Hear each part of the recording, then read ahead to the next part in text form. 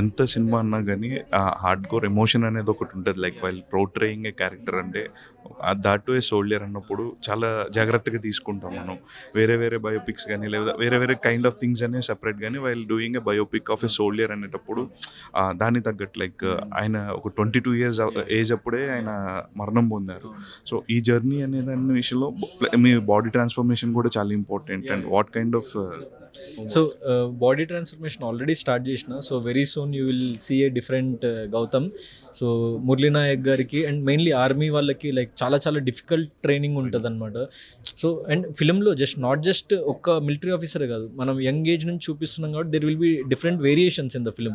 So ఒక 3 to 4 different variations ఉన్నాయి ఫిలింలో. సో ఎవ్రీథింగ్ అంటే దాన్ని లైక్ ఆ స్కెడ్యూల్స్ వేసుకొని మేము కొన్నిట్లో లైక్ చాలా నార్మల్ పర్సన్ లాగా, ఎందుకంటే హీఈస్ ఎ కామన్ పర్సన్ తర్వాతనే అతను సోల్జర్ అయ్యాడు. సో ఒక కామన్ పర్సన్ ఉన్నప్పుడు అతను ఎలా ఉన్నాడు, దెన్ ఆర్మీలో జాయిన్ అయినప్పుడు ఎలా ఉన్నాడు, దాని తర్వాత లైక్ ఆపరేషన్లో పాల్గొనే 2 years ఆఫ్ 3 years ఆఫ్ ఆయన సర్వీస్లో ఆయన ఎలా ట్రాన్స్ఫార్మ్ అయ్యాడు. So all those character arcs will be there and it will, నేను డెఫినెట్లీ దాని నుంచి బాడీ ట్రాన్స్ఫర్మేషన్ కాదు, మెయిన్లీ ఆ సోల్ని పట్టుకోవడం ఇంపార్టెంట్ ఇంకా మెయిన్.